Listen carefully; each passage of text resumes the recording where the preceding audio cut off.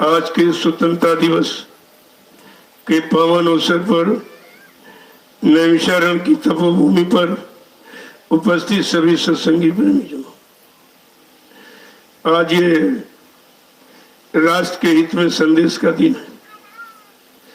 अगर राष्ट्र को सही दिशा, सही संदेश, आदेश, निर्देश मिलता होता तो आज राष्ट्र की ये जर्जरित हालत नहीं होती। संदेश दिया तो अपने लोभ लालच का दिया, आदेश दिया तो अपनी पूर्ति का दिया, निर्देश किया तो कैसे मिलेगा, कहां से आएगा उसका। लेकिन भारत की जनता के लिए कुछ नहीं किया।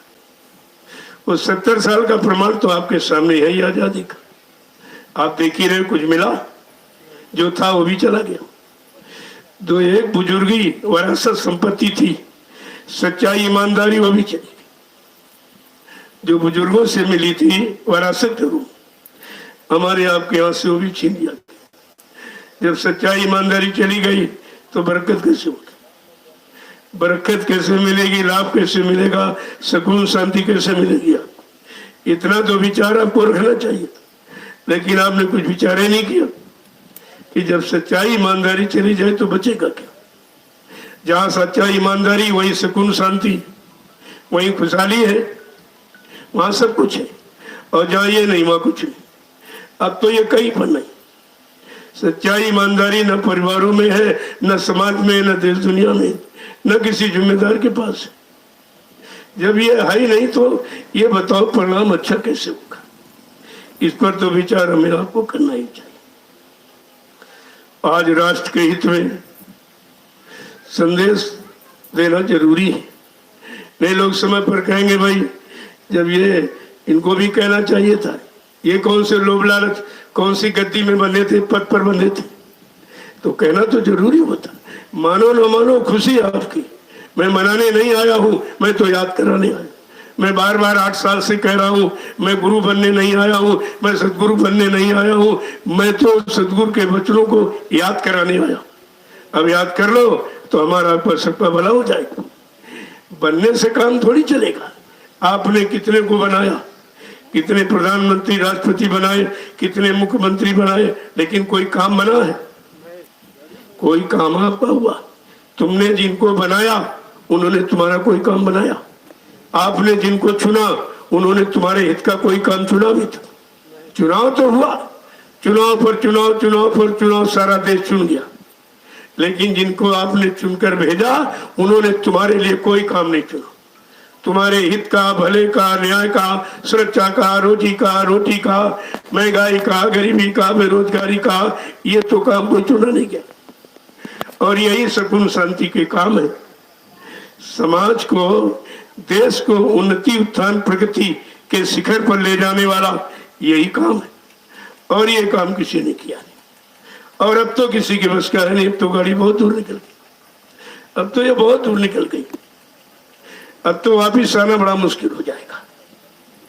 इसलिए आज का ये पर्व स्वतंत्रता दिवस के नाम पर सारे हिंदुस्तान में राष्ट्रीय पर्व के नाम से मनाया जा रहा। राष्ट्रीय बनी, राष्ट्र का त्योहार, और राष्ट्र रो रहा, राष्ट्र दुखी है, राष्ट्र परेशान है।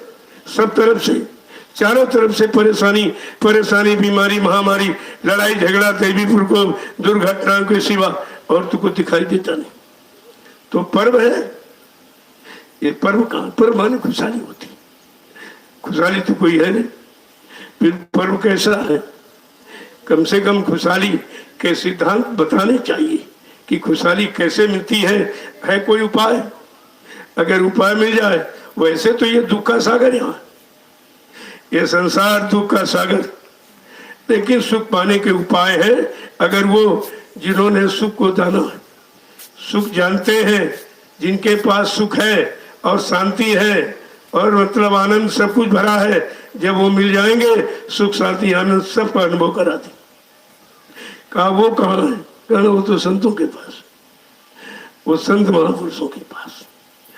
अब आप सब तरह रोज सुबह शाम तक आदमी दौड़ रहा, साइकिल से, मोटरसाइकिल से, 4 व्हीलर से, ट्रेनों से, हवाई जहाजों से दौड़ रहा। पूछो भाई कहाँ जा रहे हो, क्यों दौड़ रहे हो? कहता सुख शांति ढूंढ रहा हूं, सुख की और शांति की तलाश में, लेकिन किसी को मिला आज तक। तो इतने दिन की खोज आपकी बेकार है, ये भाग दौड़ मेहनत परिश्रम सब बेकार आपका, क्योंकि मिला नहीं, न सुख मिली न शांति मिली। सुख की जगह दुख है और शांति जगह अशांति और क्रांति और भ्रांति आपके हाथ लगी, शांति तो नहीं मिली। इसलिए महापुरुषों ने इशारा करके कहा था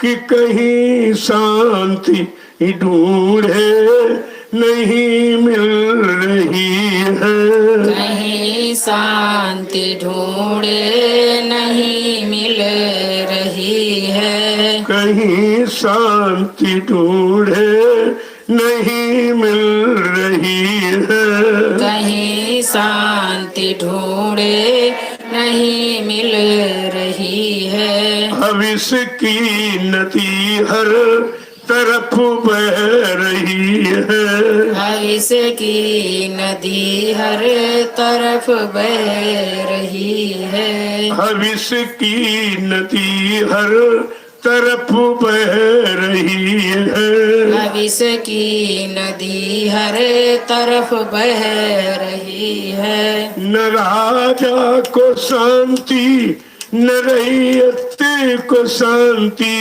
राजा को शांति न रैयत को शांति, ये शासन व्यवस्था कहाँ जा रही है, ये शासन व्यवस्था कहाँ जा रही है, ये शासन व्यवस्था कहाँ जा रही है, ये शासन व्यवस्था कहाँ जा रही है। कहीं शांति ढूंढे नहीं मिल रही है, कहीं शांति ढूंढे नहीं मिल रही है, भविष्य की नदी हर तरफ बह रही है, भविष्य की नदी तरफ बह रही है, चाहे राज्य का काम या धर्म का हो, चाहे राज्य का काम या धर्म का हो, चाहे राज्य का काम या धर्म का हो, चाहे राज्य का काम या धर्म का हो, सबों में तो भू स्वार्थ की आ रही है, सबों में तो भू स्वार्थ की आ रही है, सबों में तो भू स्वार्थ की आ रही है, सबों में तो भू स्वार्थ की आ रही है। कहीं शांति ढूंढे नहीं मिल रही है, कहीं शांति ढूंढे नहीं मिल रही है, भविष्य की नदी हर तरफ बह रही है, भविष्य की नदी हर तरफ बह रही है, सबों में बुराई बढ़ी जा रही है, सबों में बुराई बढ़ी जा रही है, सबों में लड़ाई छिड़ी जा रही है, सबों में लड़ाई छिड़ी जा रही है, कहीं शांति ढूंढे नहीं मिल रही है, कहीं शांति ढूंढे नहीं मिल रही है, भविष्य की नदी हर तरफ बह रही है, भविष्य की नदी हर तरफ बह रही है। जय गुरुदेव। जय गुरुदेव। प्रेमियों, जब ये माहौल है समाज का, देश का और इंसान का, सब एक दूसरे की निंदा बुराई में झुके पड़े, ये भी नहीं जान पा रहे इससे क्या मिलेगा। अरे गंदगी इकट्ठा करते हुए गंदगी में क्या खुशबू मिल जाएगी, गंदगी में कोई ज्ञान मिल जाएगा, गंदगी में कोई सत्य मिल जाएगा, गंदगी उनको सुकून शांति मिल जाएगी। लेकिन बेचारे इतने गंदे हो गए कि उनको गंदगी के सिवा कुछ दिखाई नहीं देता, कुछ अच्छा नहीं दिखाई देता, सब गंदगी गंदगी। तो कहते कि इस प्रकार के लोगों की ये दुनिया है। ऐसे दुनिया में रहने वाले लोगों से तुम कौन सी उम्मीद करते हो? महापुरुषों ने इशारा करके क्या कहा कि इस युग की बदलती दुनिया में, इस युग की बदलती दुनिया में इंसान तुम्हारा क्या होगा, इंसान तुम्हारा क्या होगा। इस युग की बदलती दुनिया में, इस युग की बदलती दुनिया में इंसान तुम्हारा क्या होगा, इंसान तुम्हारा क्या होगा। जब छाया रहेगा चारों तरफ, जब छाया रहेगा चारों तरफ, एको राम तुम्हारा क्या होगा, ओ राम तुम्हारा क्या होगा। इस युग की बदलती दुनिया में, इस युग की बदलती दुनिया में इंसान तुम्हारा क्या होगा, इंसान तुम्हारा क्या होगा। कोई राम रहीम न मानेगा, कोई राम रहीम न मानेगा। हे भगवान तुम्हारा क्या होगा, भगवान तुम्हारा क्या होगा। कोई राम रहीम न मानेगा, कोई राम रहीम न मानेगा। हे भगवान तुम्हारा क्या होगा, भगवान तुम्हारा क्या होगा। कोई धर्म नहीं जब इनका रहा, कोई धर्म नहीं जब इनका रहा, कोई धर्म नहीं जब इनका रहा, कोई धर्म नहीं जब इनका रहा। भगवान तुम्हारा क्या होगा, भगवान तुम्हारा क्या होगा। फिर नाम तुम्हारा क्या होगा, फिर नाम तुम्हारा क्या होगा। इस युग की बदलती दुनिया में, इस युग की बदलती दुनिया में इंसान तुम्हारा क्या होगा, इंसान तुम्हारा क्या होगा। रक्षक भक्षक बन जाएंगे, रक्षक भक्षक बन जाएंगे। आज पूरा वातावरण ही तुम्हारे साथ रहेगा, तुम्हारा खाएगा पिएगा, लेकिन निकलेगा आस्तीन का सर भी निकलेगा। क्योंकि जो जिस भाव विचार से आया है वो यही कामयाब करेगा। तभी का दयाल के यहाँ काल के जीवों की बहुत बहुतायत रहती है कि काल के जीवों को शांति दयाल की शरण में ही मिलती, और कहीं शांति मिलती नहीं है। इसलिए आएगा रहेगा खाएगा पिएगा और चला जाएगा। तो इसका कोई दुख थोड़ी होता है, वो तो पहले जान लिया जाता भाई किस काम के लिए आया, काम हो गया चला गया, उसमें दुख किस बात का। दुख और सुख का यहाँ यानी कोई रिश्ता ही नहीं है।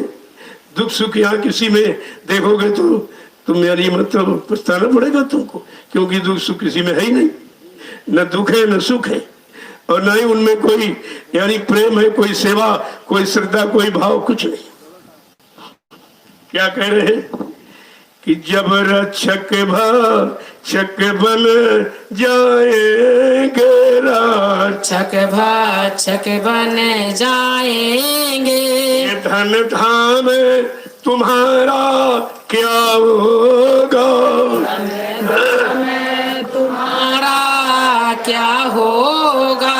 रक्षक भक्षक बन जाएंगे, रक्षक भक्षक बन जाएंगे, धन धाम तुम्हारा क्या होगा, धन धाम तुम्हारा क्या होगा। इस युग की बदलती दुनिया में, इस युग की बदलती दुनिया में, ये इंसान तुम्हारा क्या होगा, इंसान तुम्हारा क्या होगा। गर जय गुरु देव की सुनता नहीं, गर जय गुरुदेव की सुनता नहीं, गर जय गुरु देव की सुनता नहीं, गर जय गुरुदेव की सुनता नहीं, तो परिणाम तुम्हारा क्या होगा, अंजाम तुम्हारा क्या होगा। खूरे जी का बाजार गरम, पूरे जी का बाजार गरम। प्रेमियों महापुरुषों ने कितना स्पष्ट सार चीज कही। खुरे जी माने मार काट, हिंसा, चोरी, धोखाधड़ी, बेईमानी, छल कपट का इसका माहौल गर्म है, इसकी बाजारें गर्म है, तो फिर आराम कहाँ मिलेगा। ये तो सब दुख तकलीफ परेशानी देने वाली है। खूरे जी का बाजार गरम, खूरे जी का बाजार गरम। आराम तुम्हारा क्या होगा, आराम तुम्हारा क्या होगा।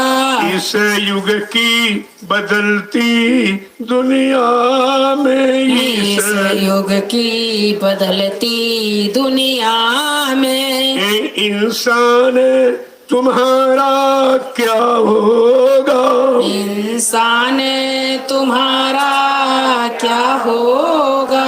प्रेम से बोलो जय गुरुदेव। जय गुरुदेव। नाम किसका, प्रभु का। प्रभु का प्यारा नाम। जय गुरुदेव। का ये हालात परिवार समाज देश दुनिया और देश दुनिया परिवारों में रहने वाले इंसानों की ये हाल है। आप किस पर भरोसा करोगे उसको। भरोसे वाला समय तो खत्म हो, केवल एक भरोसा सदगुरु का और किसी का नहीं। किसी का भरोसा नहीं, एक भरोसा, एक भरोसा, एक बल, एक आस विश्वास, बस एक ही सहारा है और एक ही भरोसा है और एक ही उम्मीद पूरी करने वाला है, एक ही आराम सुकून शांति देने वाला एक ही है, दूसरा नहीं। जब दूसरा है ही नहीं तो आपको ये चीज दे कौन देगा। अगर कहीं उम्मीद करते हो तो तुम्हारी अज्ञानता है। जब कहीं है ही नहीं, दूसरा कोई है नहीं और दे सकता नहीं, देने वाला भी कोई नहीं है, तो अगर उम्मीद कहीं कर रहे हो तो आपकी अज्ञानता है। आपने समझा बूझा नहीं, निरख परख पहचान आपकी अभी कमजोर है। इसलिए जब सत्संग सुनोगे तो तुम्हारे अंदर निरख परख पहचान की शक्ति ताकत है। सुनकर जब अमल करोगे, अपने जीवन में उतारोगे, तो तुम्हारा जीवन वचनों के अनुसार ही बन जाएगा। फिर कोई धोखा नहीं दे सकता। सब समझ में आपके आ जाए। ऐसे समझ में आ रहा, लेकिन जब कोई आई नहीं कहा अगर चोरों को गांव में रहना है तो चोरों पर भी विश्वास करना पड़ेगा। अगर उसके गांव में रहना है तो चोरों पर भी विश्वास करना पड़ता है। लेकिन वो विश्वास नहीं है, एक मजबूरी होती है। विश्वास और मजबूरी में फर्क होता है। इसलिए जब समाज गंदा है, समाज का खान पान गंदा है, भाव विचार देखना सुनना जब सब गंदा है तो अच्छाई सच्चाई सफाई की उम्मीद कहाँ कर रहे हो तुम? ये भूल है, ये भूल है। लेकिन उन्हीं के बीच रहकर अपना काम करना है, अपना काम बनाना है। तो चलो ऐसी बाजार इकट्ठा कर ली जाए झूठे वालों की, कोई तो सच्चाई सुनने वाला निकली आएगा उसमें से। सुनाते सुनाते सुनाते उसी में से कुछ अच्छे लोग भी निकल आएंगे, और ऐसे लोग निकल जाएंगे जो सब तरफ से अच्छाई सीख करके निकलेंगे। उनसे भी कोई न धोखा तुमको है न समाज देश को रहेगा। लेकिन ये बनाना इतना आसान नहीं है, इसके लिए पूर्ण कुर्बानी देनी पड़ती। बनाने वाला पूर्ण कुर्बानी दे बनाने में, और लेने सीखने वाला पूरी कुर्बानी लेने सीखने में दे, तब कहीं कुछ संभव हो सकता है। इतना तो आपको ख्याल रखना चाहिए था, लेकिन व्यवस्था से सब खत्म हो गई। अब तो केवल भाषणों पर जिंदा रखा जा, राजनीति लोग भाषणों पर जिंदा रख, धर्मनीति वाले प्रवचन पर कथा वार्ता सुनाने में जिंदा रखना है, और दोनों इनमें से कुछ नहीं दे सकते। न सुनाने वाला दे सकता, न बताने वाला दे सकता। हाँ, कोई करने कराने वाला, कोई सूरवीर त्यागी, कोई चरित्रमान खड़ा हो जाए वो तो दे देगा, लेकिन सुनाने वाले कुछ नहीं दे सकते। यही बात आपको समझदारी में रखनी चाहिए।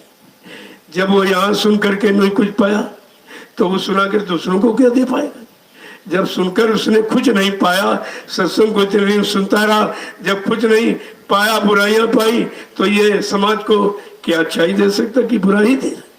जब बुराई सुनाएगा तो अपना परिचय तो दे रहा कि मेरे पास बुराइयां हैं, मैं यही जानता हूँ, यही तुमको सुना रहा हूँ। तो सुनने वालों को यही सोचना चाहिए, अरे भाई इसके पास क्या है? अरे कोई अच्छी बात बताए, कोई अच्छी बता, कोई अच्छा काम करके दिखा, तो बुराई करने की जरूरत नहीं। वो बुरे हो जाएंगे, तुम अच्छे हो जाओगे। लेकिन करके कुछ बनना चाहो तो ऐसा नहीं, कह के बन नहीं सकता, करके बन सकता। कह के कोई कुछ नहीं बन सकता। तो जब सत्संग वचनों को सुनोगे तब तुम्हारी समझ में आएगा सच्चाई और अच्छाई और बुराई है कहाँ, किसके द्वारा मिलती है, वो देने वाले कौन होते हैं। जो सबकी बुराई सहते, सबकी आलोचनाएं बर्दाश्त करते, वो सब कुछ दे सकते। जैसे उदाहरण के लिए ये पेड़ है जो फल देता है, ये सब कुछ सहता है। सर्दी गर्मी बरसात ओला पाला तुषार आंधी तूफान सब सहता है, तो सबको फल देता। जब फल लगते तभी लोग नोचते सोचते, कोई पत्थर मारा, कोई डंडे मारा, कोई कुछ कर रहा, लेकिन वो कभी और झुक जाता है। जब फरता है तो झुक जाता है, पहचान है। जिसके पास कुछ है वो झुकेगा, जिसके पास कुछ नहीं वो तो अकड़ जाएगा। जैसा सूखा पेड़ अकड़ता है और हरा और फल देने वाला झुकता है, ये पहचान है।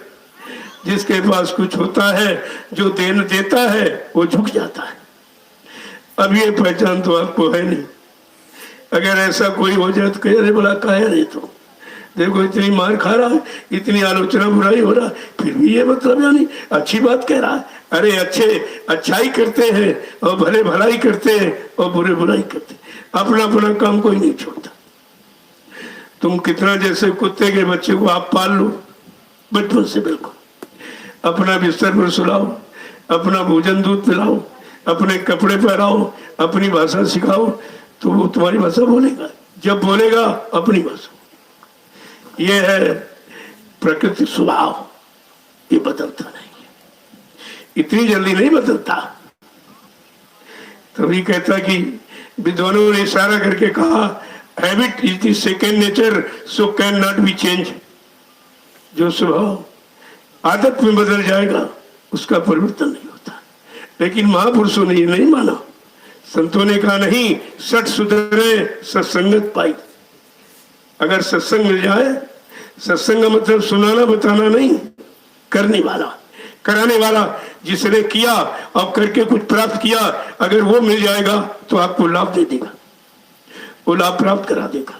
लेकिन सुनाने वाला कुछ नहीं कर सकता। और इस समय सब कहा सुनी, चारों तरफ कहा सुनी मची। एक कह रहा है एक सुन रहा है, एक कह रहा है सुन रहा है। न कहने वाला करता है न सुनने वाला करता। जब तक करोगे नहीं तो लाभ मुझे देगा क्या? बिना काम किए कोई मजदूरी दे देगा आपको? तुम जाओ उसके खेत पर बैठे रहो, कह रहे पूरे दिन तुम्हारे खेत में बैठे रहे, आप मजदूरी दीजिए। कह रहे भैया बैठने की मजदूरी थोड़ी, मजदूरी तो काम की होती है, काम की मजदूरी है बैठने की, बैठने की, बोलने की, भाषण की मजदूरी नहीं हो, काम की होती। अब अभी आप काम समझी नहीं पाए हो क्योंकि तुम ऐसे के चंगलों में फंसे हो। जो सुनाना जान जाए, बताना बन जाए और एक दूसरे की निंदा करना सीख जाए, उसी को यहाँ सर्वश्रेष्ठ माना जाता। कहा बहुत चतुर है, बहुत विद्वान, बड़ा होशियार, बड़ा जानकार। ये तुम जब उनको उपाधियां दे दोगे, ऐसी संज्ञाएं, ऐसी विशेषताएं से विभूषित कर दोगे, क्या कभी वो अपनी कमी निकालेगा? वो तो और बढ़ाएगा कि मेरा तो बड़ा सम्मान हो रहा, बड़ा मतलब लोग हमको अच्छी दृष्टि देख रहे, बड़ा हमको विद्वान कह रहे। ये सब आपको समझना चाहिए, ये कलयुग का प्रभाव है।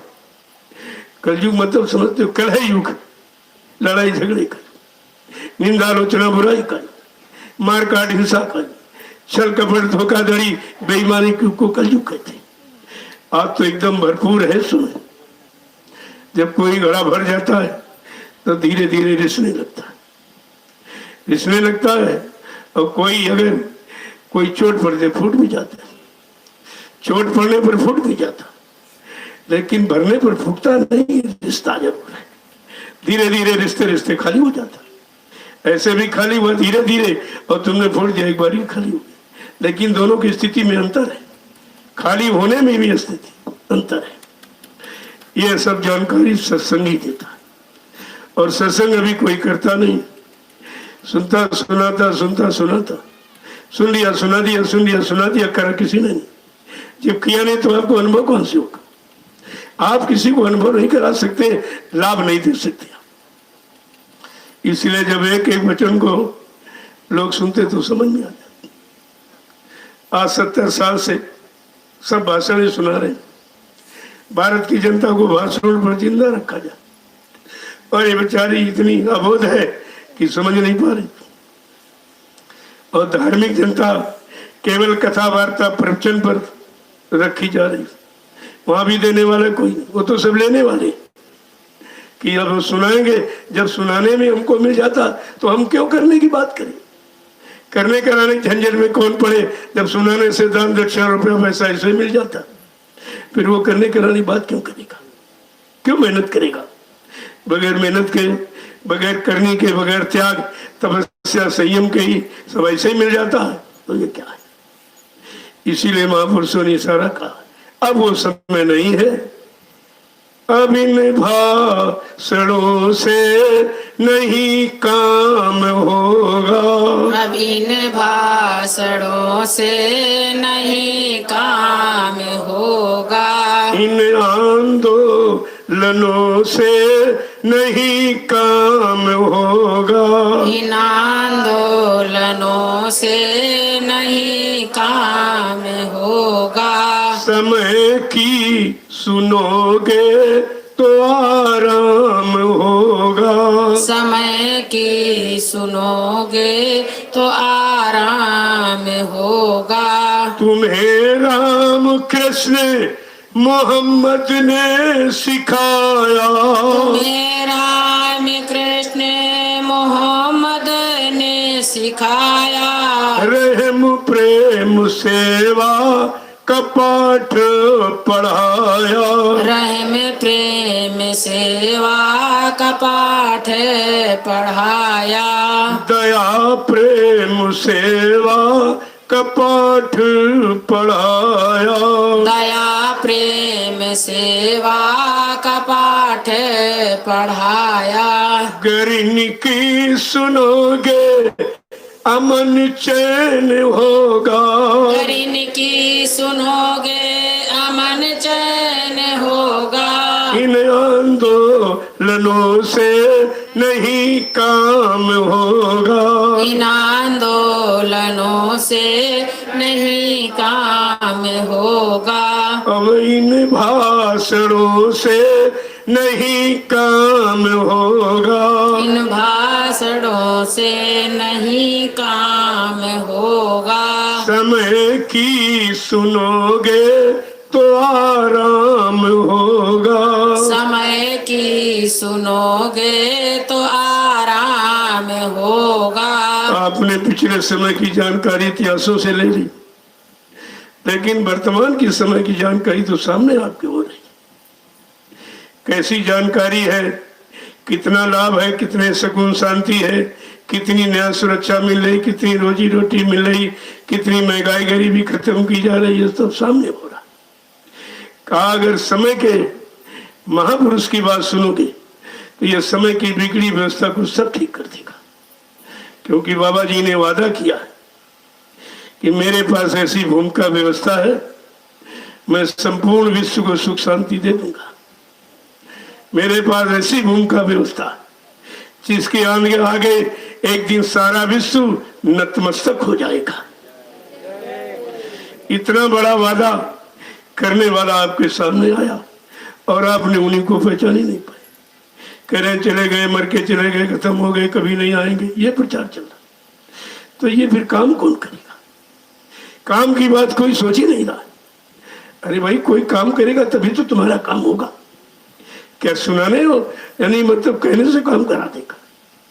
किसी की समझ में ये भी नहीं आया मैं ये कह रहा हूं तो किसके लिए कह रहा हूं? अपने गुरु के लिए। अगर हमारा आपका गुरु झूठा हो जाएगा तो हमें आपको कोई सच्चा मानेगा? इतनी बात तो आपको समझनी चाहिए। अगर गुरु झूठा हो गया चेलों को कोई सच्चा नहीं मानेगा, कहेगा जैसा गुरु वैसे चेला। और ये भी इन्होंने ध्यान नहीं दिया, यानी मतलब इतने स्वार्थ और लोभ लालच में इतने अंधे हो गए कि क्या कह रहे हैं इसका परिणाम क्या है ये भी नहीं समझ पा रहे। इसे कहते हैं कि लोभ का अंधा। सब कुछ भूल जाता है, समझ में कुछ नहीं आता, केवल लोभ ही लोभ दिखाई देता। तो जब एक एक वचन को अगर सावधानी से आप सुनते रहते तो इतना किसी ने सुनाया नहीं है जितना बाबा जय गुरुदेव जी महाराज। 10 जुलाई 1952 से 2012, 60 साल का समय एक जिंदगी होती जिसने एक जीवन भर का समय दे दिया और हमने आपने कुछ नहीं समझे और अब भी नहीं समझ रहे। एक तो कोई समझ नहीं रहा, कोई समझदार अगर समझाए तो उसकी मानते नहीं। ये दो बीमारी बहुत जोर से, एक तो सही सच्ची बात ये जानते नहीं और सही सच्ची बात बताओ तो ये मानते नहीं, तो परिणाम तो खराब ही होगा। न मानने वालों का परिणाम इतिहास उठा लो। सही सच्ची नेक सलाह प्रहलाद बेटे की उसके पिता हिरण्यकश्यप ने नहीं मानी, परिणाम क्या हुआ? विनाश हो गया। सही सच्ची बात त्रेता में भगवान राम की लोगों ने नहीं मानी, रावण ने नहीं माना, सबने समझाया बताया, इतना ज्ञानी ध्यानी विज्ञानी होते हुए भी, लेकिन समय की बात को नहीं जान पाया। जो समय की बात को नहीं सोच पाया तो समय से मारा गया, समय ने उसको मार दिया। और यही द्वापर में हुआ। समय की नेक अच्छी सलाह जो वो राजा कंस नहीं माना तो परिणाम क्या हुआ? नस्तनाबूद हो गया। ये तो इतिहास आपका बता रहा।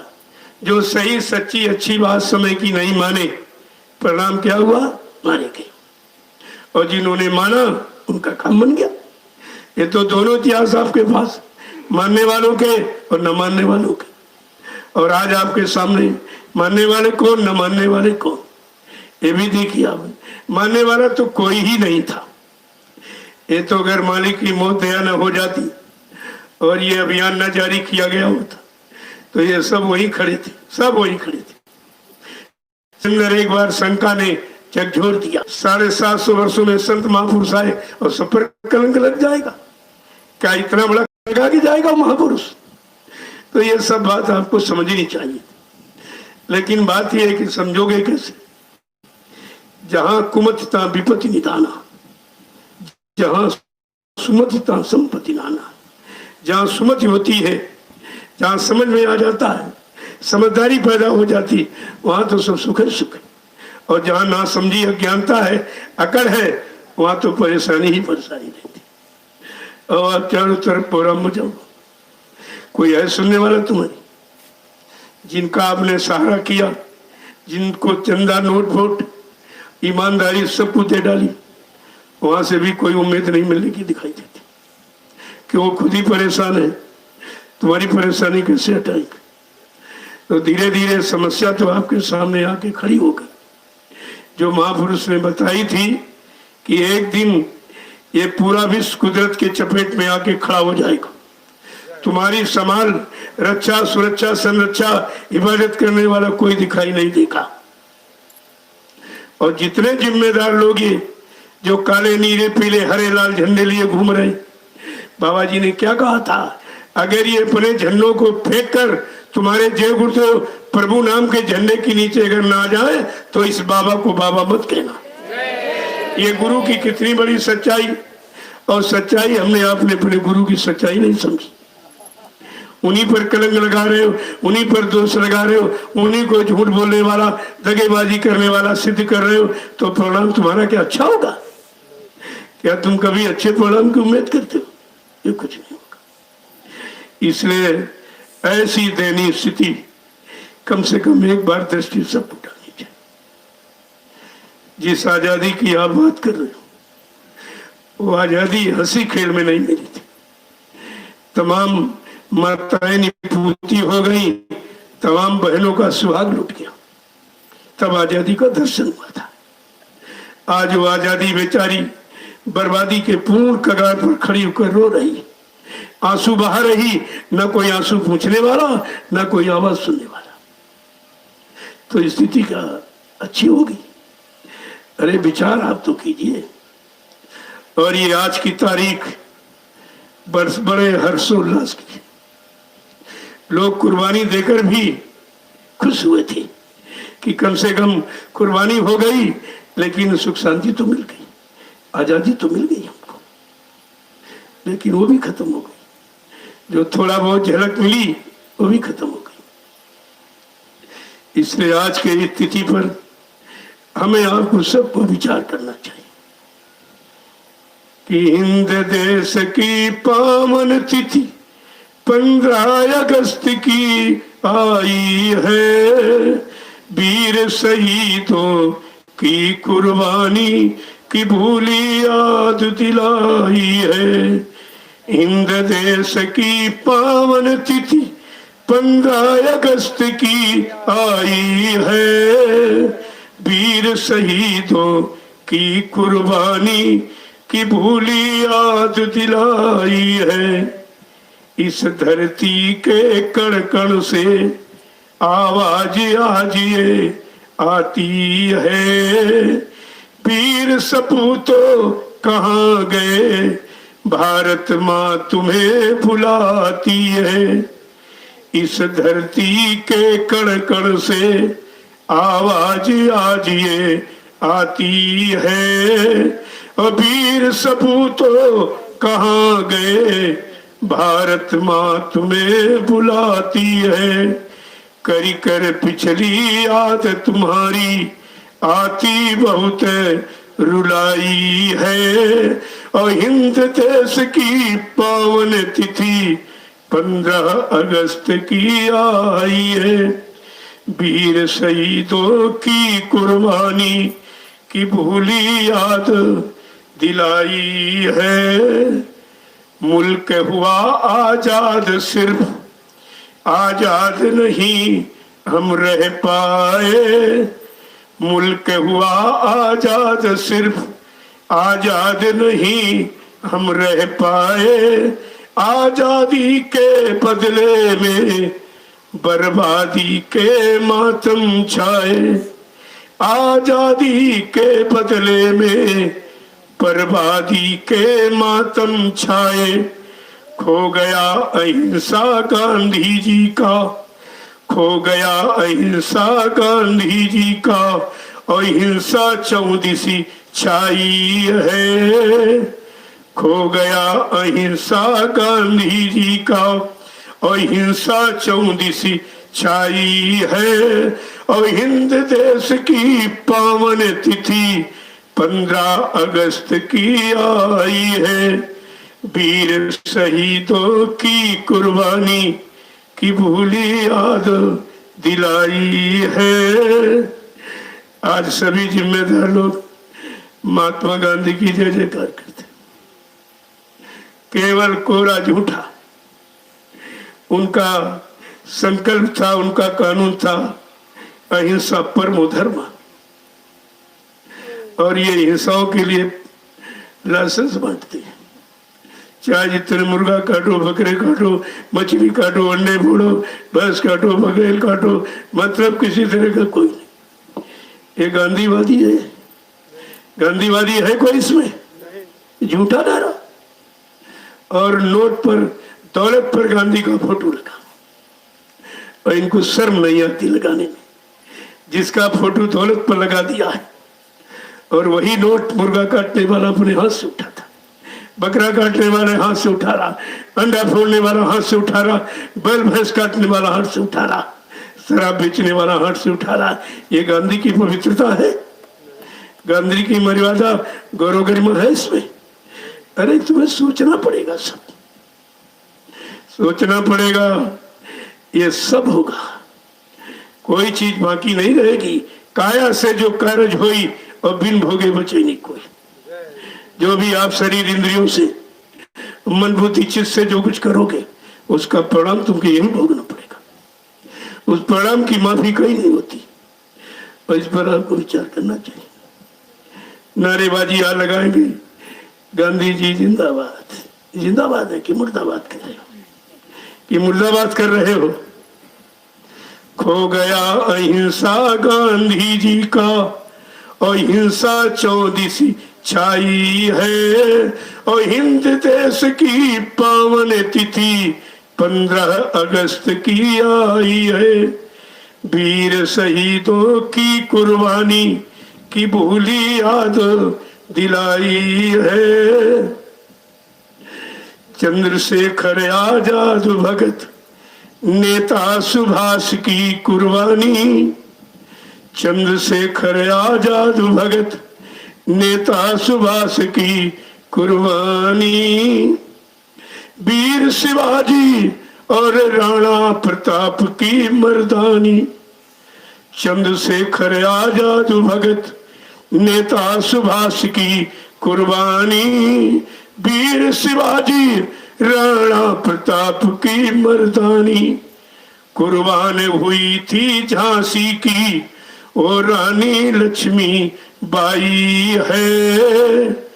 कुर्बान हुई थी झांसी की और रानी लक्ष्मी बाई है। और हिंद देश की पावन तिथि 15 अगस्त की आई है। वीर शहीदों की कुर्बानी की भूली याद दिलाई है। समझा नहीं राज तिरंगे का, याही में सब उलझ गए। समझा नहीं राज तिरंगे का, और याही में सब उलझ गए। और प्रेम दया सेवा न रहा, और ताही से सब भटक गए। प्रेम दया सेवा न रहा, और ताही से सब भटक गए। सत्य अहिंसा प्रेम रंग की और ध्वजा आज लहराई है। सत्य अहिंसा प्रेम रंग की ध्वजा आज लहराई है। और हिंद देश की पावन तिथि 15 अगस्त की आई है। देश प्रेमियों, व्यवस्था तो कैसी बरकती है कि 3 रंग की, ये 3 एक कपड़ा लिया, 3 रंग रंग दिए, बांस की छड़ी में गाड़ कर कहते बस 15 अगस्त हो गया। ये था। अरे वो 3 रंग कपड़े में नहीं थे। इस मानस पटेल को, हृदय को गांधी ने 3 रंगों से रंगा था, सत्य अहिंसा प्रेम। इसलिए 3 रंग की ध्वजा फहराई थी कि ये 3 रंग अपने अंतरांचल से जाने मत देना, सत्य अहिंसा और प्रेम। तो देश में, राष्ट्र में सुख शांति बनी रहेगी। लेकिन किसी ने नहीं माना, किसी ने माना जाना पहचाना कुछ नहीं। और सब है कि आजादी एकदम मखौल मजाक उड़ाई जाए। उन वीर शहीदों की कुर्बानी केवल कहानी रह गई, कहानी मात्र, कुछ नहीं रहा। समझा नहीं राज तिरंगे का, यही से सब उलझ गए, और प्रेम दया सेवा न रहा, और ताही से सब भटक गए। सत्य अहिंसा प्रेम रंग की, और ध्वजा आज लहराई है, और हिंद देश की पावन तिथि 15 अगस्त की आई है। वीर शहीदों की कुर्बानी की भूली याद दिलाई है। हकीकत तो ये है, लेकिन इसको कोई नहीं कह रहा, क्योंकि कोई कर नहीं रहा। जब उनको करना नहीं है, करके दिखाना नहीं है, लाभ कुछ देना नहीं, तो क्यों कहेंगे? केवल सुनाएंगे, भाषण भी प्रवचन करेंगे, लेकिन करनी की बात न कराएंगे और न बताएंगे, न करेंगे कभी, और नहीं करेंगे तो कभी कुछ मिलने वाला भी नहीं। ये तो जब कर्म प्रधान देश है, तो जब कर्म करके कुछ मिलता है, ऐसा कानून नियम बना दिया, तो ये भाषण स्पीच इसे कैसे दिल देंगे? ये सुना के और बता के कैसे दे देंगे? यह सब विचारणीय विषय है। अगर 70 साल की आजादी के बारे में आपने कुछ समझा और सोचा और विचारा होता और करने की धारणा और भावना बनाई होती, तो आज इस मुल्क की यह हालत नहीं होती, ये दुर्दशा नहीं होती देश की। सब रो रहे, चारों तरफ चिल्ला रहे। कितनी बड़ी चीज सामने आके देखो खड़ी हुई। ये समझ क्यों नहीं आती है? समझ किससे आती? समझाने वाला होता कौन है? क्या कह रहे हैं कि बिन गुरु राज समझ नहीं पाया। बिना गुरु के राज राम ने नहीं समझा, कृष्ण ने नहीं समझा, किसी ने नहीं समझा। ये राज रहस्य केवल गुरु संसद गुरु ही बता सकते हैं। क्या कह रहे हैं? समझा नहीं, कहते कि बिन गुरु दया समझ नहीं पाया, न देती राह दिखाई है। बिन गुरु राह समझ नहीं पाई, न देती राह दिखाई है। गुरु विश्वामित्र गुरु द्रोणाचार्य राजगुरु ने बतलाई है। बिन गुरु राज समझ नहीं पाया, न देती राह दिखाई है। गुरु विश्वामित्र गुरु द्रोणाचार्य राजगुरु ने बतलाई है। जय गुरुदेव समय के सतगुरु, जय गुरुदेव समय के सतगुरु, जिन श्वेत ध्वजा लहराई है। जय गुरुदेव समय के सतगुरु, जिन श्वेत ध्वजा लहराई है। और हिंद देश की पावन तिथि 15 अगस्त की आई है। वीर सपूतों की कुर्बानी की भूली याद दिलाई है। इस धरती के कण कण से आवाज आज ये आती है। और वीर सपूतों कहाँ गए, भारत माँ तुम्हें बुलाती है। और कर कर पिछली याद तुम्हारी आती बहुत रुलाई है। और हिंद देश की पावन तिथि 15 अगस्त की आई है। वीर शहीदों की कुर्बानी की भूली याद दिलाई है। जय गुरुदेव। लेकिन प्रेमियों किसको याद आ दी? कौन याद कर रहा है? कौन उनकी कुर्बानी के लिए आंसू गिरा रहा है? यहाँ तो हंसी मजाक तालियां बजाई जा रही, यहाँ लड्डू पेड़े बांटकर कुर्बानी दिवस मना लिया जाता है। बाकी हकीकत क्या है? क्योंकि उस समय के लोग ही नहीं, जिनको कोई कष्ट नहीं मिला, जिन्होंने कुर्बानी दी नहीं, वो बेचारे कुर्बानी की कीमत क्या जाने। ये शहीदी इंकलाब की बात वो उनकी समझ में कैसे आएगी? इसलिए बात तो समझने की है। महापुरुषों ने इसीलिए पुनः याद करने की घोषणा की।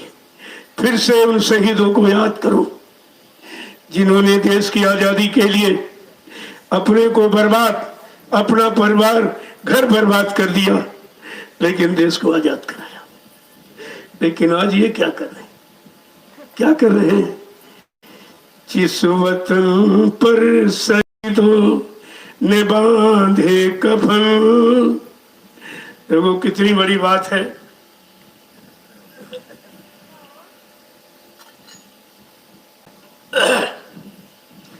जिस वतन पर शहीदों ने बांधे कफन, उस वतन की बड़ी दुर्दशा हो रही।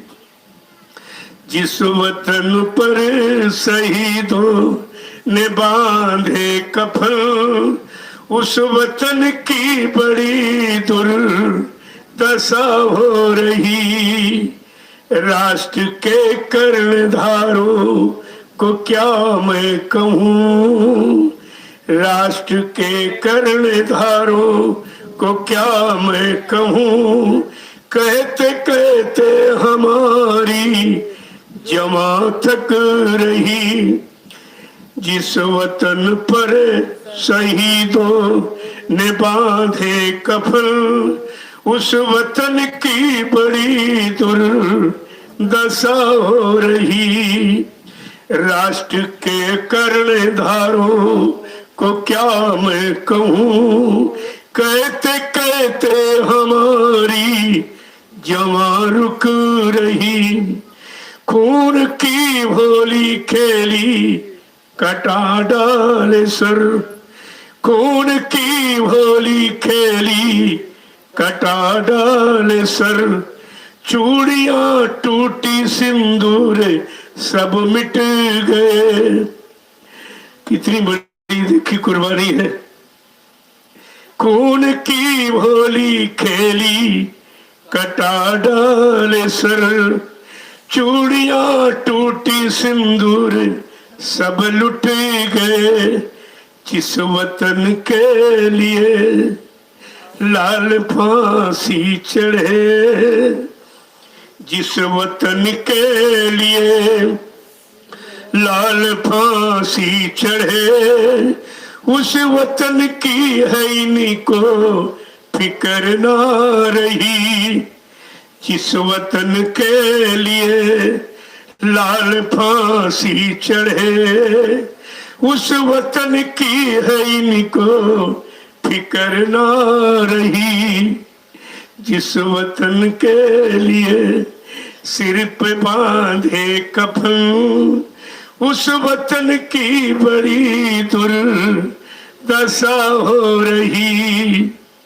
राष्ट्र के कर्णधारों को क्या मैं कहूँ, कहते कहते हमारी जमा रुक रही। खून से लथपथ ये देश घायल पड़ा, जम्मू कश्मीर रो रो के यूं कह रहा। खून से लथपथ देश घायल पड़ा, जम्मू कश्मीर रो रो के यूं कह रहा। मुंह के प्रहरी हिमालय का संकेत है, मुंह के प्रहरी हिमालय का संकेत है। लाज माँ भारती की लुटी जा रही। मुंह के प्रहरी हिमालय का संकेत है। लाज माँ भारती की लुटी जा रही। जिस वतन के लिए, कितनी बड़ी चीज, सिर पे बांधे कफन, उस वतन की बड़ी दुर्दशा हो रही। राष्ट्र के कर्णधारों को क्या मैं कहूँ, कहते कहते हमारी जुबान रुक रही।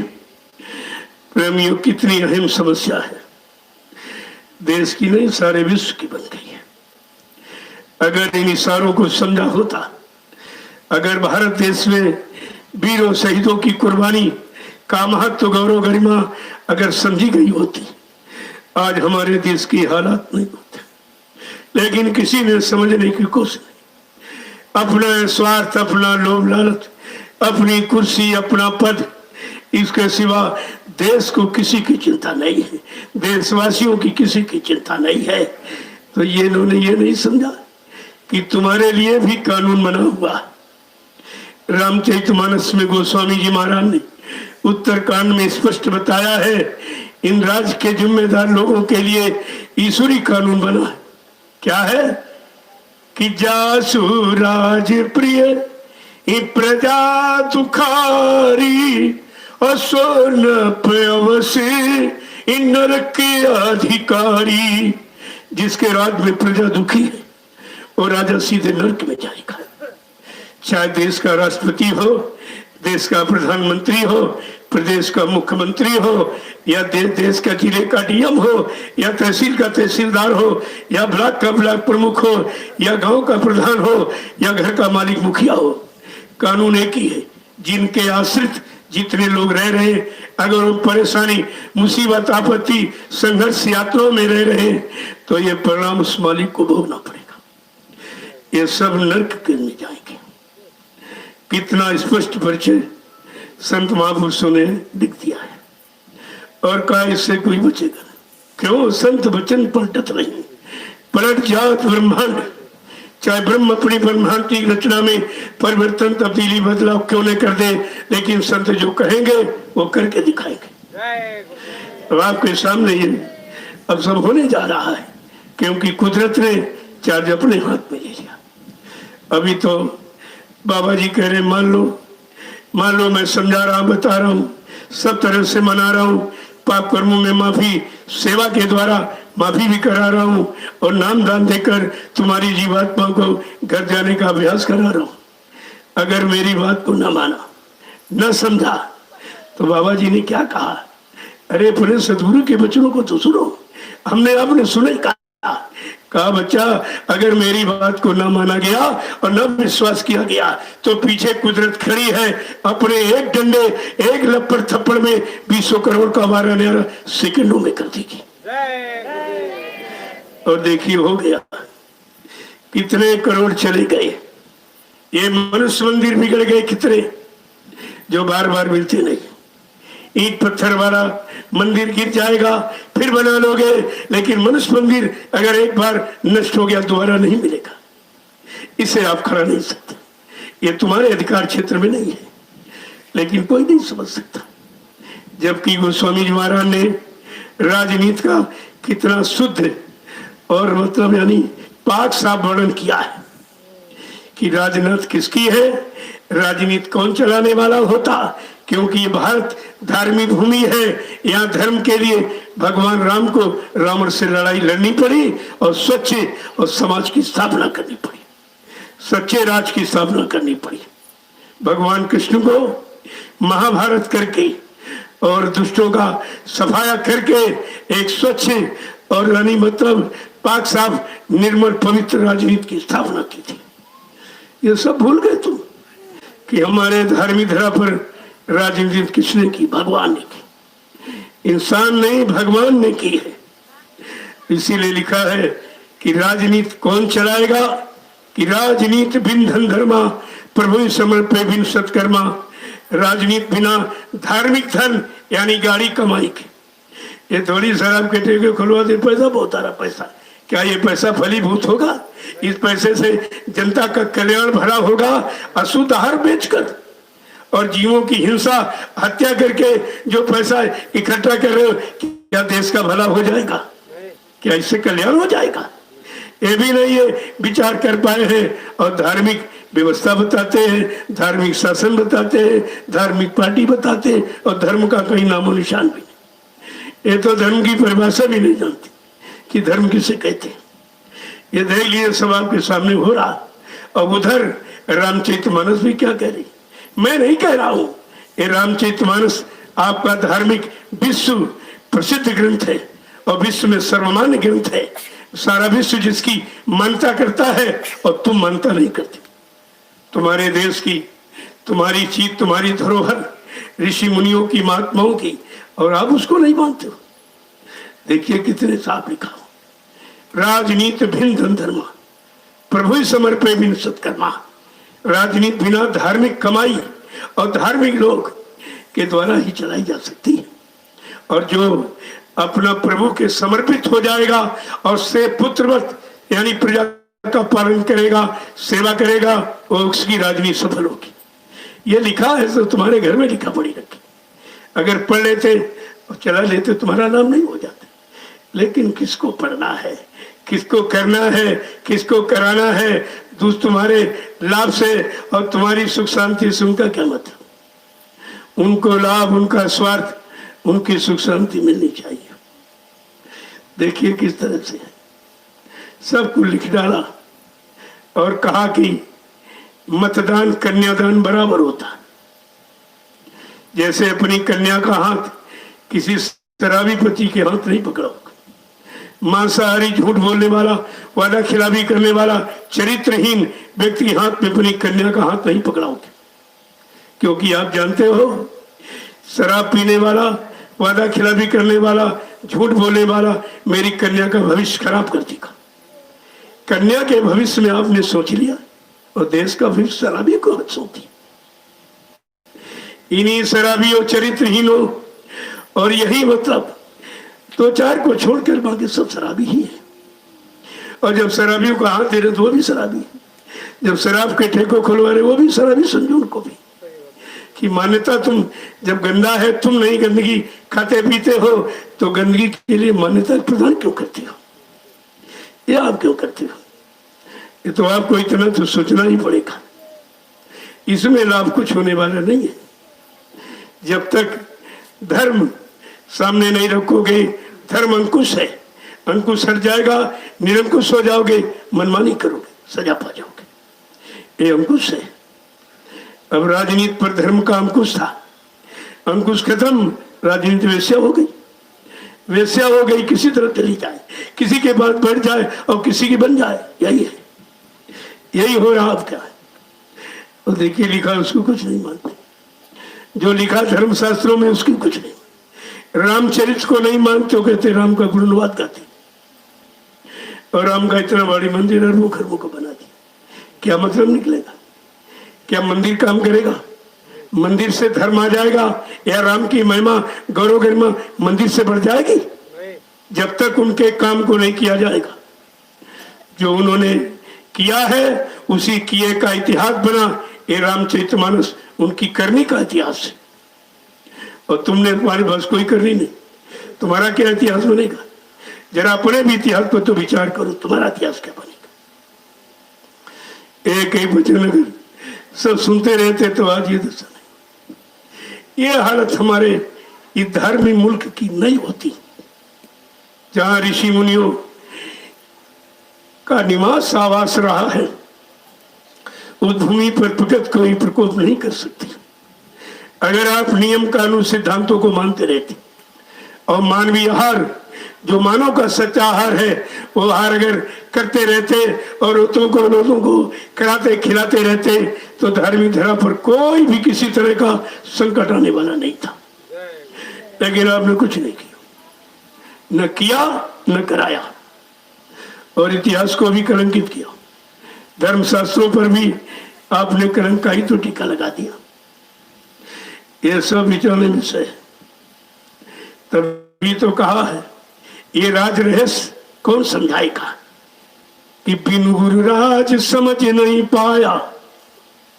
बिना गुरु के राज राम ने नहीं समझ पाया कि राजनीति कैसे किसी कहते हैं, राजनीति कौन करता है, राजनीति करने वाला कैसा होता है, उसका आचरण और खान पान और मर्यादाएं कितनी उसके पास कैसी होती है। तो राम नहीं बैठे थे, विश्व प्रथम तिलक वशिष्ठ मुनि किया, उनके गुरु ने तिलक किया था।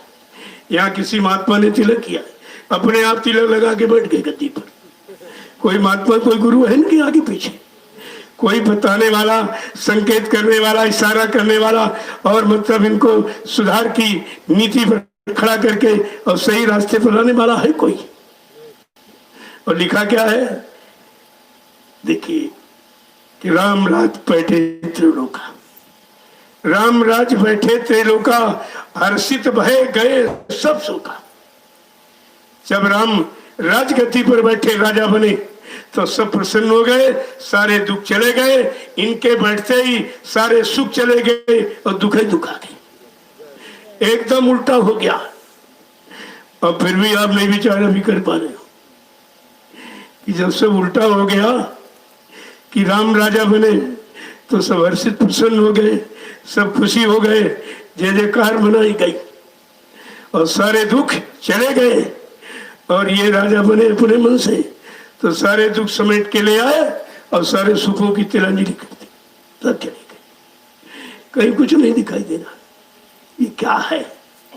अरे ये तो विचार ही करना चाहिए, सबको सोचना चाहिए, लेकिन सोचोगे कैसे?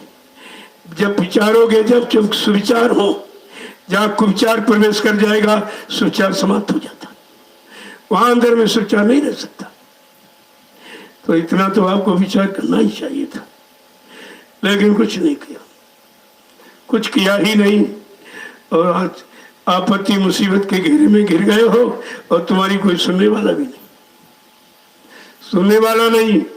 तुम्हारी सुनने के लिए, सारी मुसीबत दूर करने के लिए बाबा जय गुरुदेव जी महाराज ने 24 मार्च 1980 को अहमदाबाद में दूरदर्शी को जन्म दिया था।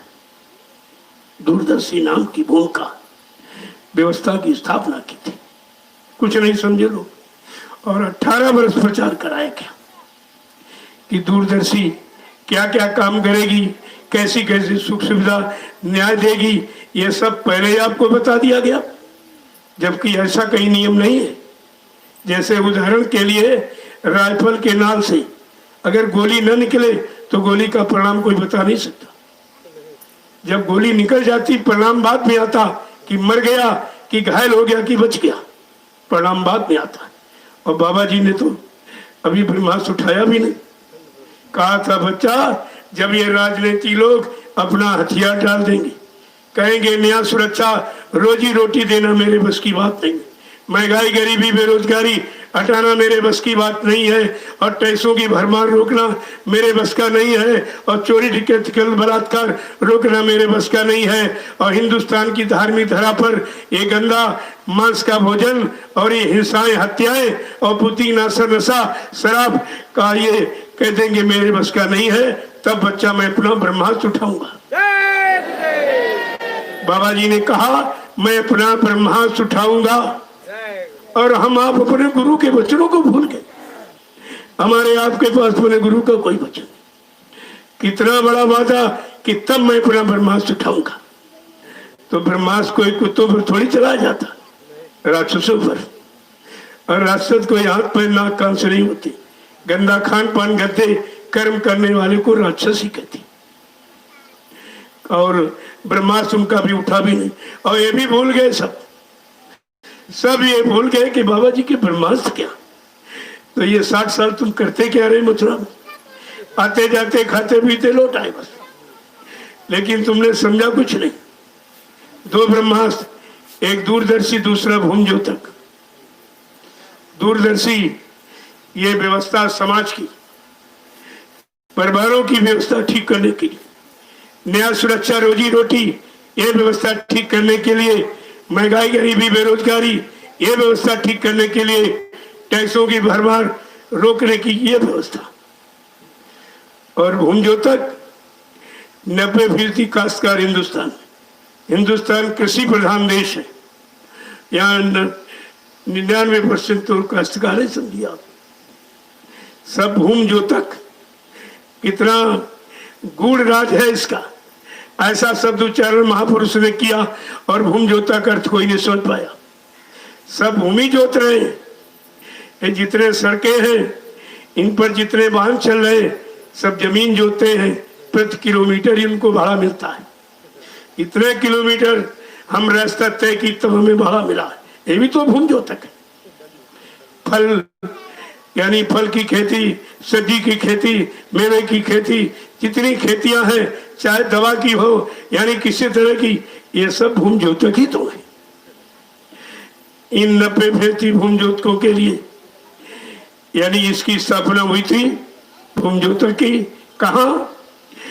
जिला बहराइच में, तहसील केसरगंज, देवलखा गांव, जिला तहसील यानी केसरगंज और जिला बहराइच उत्तर प्रदेश में भूम ज्योतक संगठन की आधारशिला रखी गई। और बहराइच के लोग नहीं सोच पाए, जिनके यहाँ इतनी बड़ी व्यवस्था का सूत्रपात किया गया, ये भी सब भटक गई, सब भटक गए, किसी समझ में नहीं आया। और ये 10, 11, 12 सितंबर 1987 में ग्राम देवलखा, तहसील केसरगंज, जिला बहराइच उत्तर प्रदेश में भूम ज्योतक संगठन की आधारशिला रखी गई। और आखिरी दिन बाबा जी ने क्या कहा था? कहा, बच्चा अगर है भूम ज्योत को तुमने विश्वास के साथ अपना ये झंडा अगर पकड़ लिया भूम ज्योतक का, तो मैं ये वादा करता हूँ, ये हिंदुस्तान में जितने काले नीले पीले हरे लाल झंडे लिए घूम रहे, ये अपने अपने झंडों को फेंक कर अगर तुम्हारे भूम ज्योतक झंडे के नीचे अगर ना जाए तो इस बाबा को तुम कभी बाबा मत कहना। जय गुरुदेव। ये गुरु की कितनी बड़ी सच्चाई। और हमने अपने गुरु की सच्चाई को भी सब पानी में फेंक दिया। कौन अपने आप को गुरु भक्त कहेगा? आगे आने वाले समय में कौन अपने आप को गुरु शिष्य कहेगा? क्योंकि तुम्हारे अंदर गुरु की कोई पहचान नहीं है, गुरु के वचनों की तुम्हारे अंदर कोई रोकथाम नहीं है और आपने उससे कोई लाभ उठा पाया नहीं। ये सब किया गया है और तुम्ही को सामने रखकर किया गया, तुम सबको बुलाकर इकट्ठा करके ये सब किया गया। क्योंकि संत महापुरुष पर्दे में कोई काम नहीं करते, सब एकदम खुला ऐलान होता उनका, क्योंकि उन्हें मालूम है कि आगे इसकी जरूरत पड़ेगी और जरूरत पड़ेगी तो पहले से अगर व्यवस्था बना दी जाए और तुरंत कहां से आएगी। जैसे आप बीमार बाद में होते हो, दवा पहले ही रखी बनी। तुम जब डॉक्टर के वो मेडिकल में जाते हो कब तो दवा मांगने लगते हो, अगर वो कहते क्या तुमने बताया था, तुमने अपना नाम तो नहीं दिया था, हमारे लिए दवा बना लेना। लेकिन सबकी बनी रखी, उसे मालूम है, लक्षण मालूम है कि देश का खान पान इतना खराब हो रहा है, भाव विचार खराब हो रहे हैं, प्रकृति असंतुष्ट है और समय पर न बारिश है, न जाड़ा है, न गर्मी है, तो निश्चित भी बीमारियों का प्रकोप होगा। ये लक्षण देखकर दवा पहले ही बना लेते। इसलिए संत महापुरुष समाज के लक्षण, समाज के लोगों के खान पान, भाव विचारों, कर्मों के लक्षण देखकर ये व्यवस्था पहले बना लेते कि आगे ऐसा खराब समय आएगा। कहा मैंने ब्रह्मास्त्र बना दिया और समय आने पर इसकी जरूरत पड़ेगी तब मैं उठाऊंगा, इसके पहले नहीं बीच में। देखो ये भी वादा था और ये भी, और ब्रह्मास्त्र उठा नहीं और लाभ पहले ही बता दे, कोई मानेगा? या कोई ऐसा कर सकता है बगैर अस्त्र चलाए?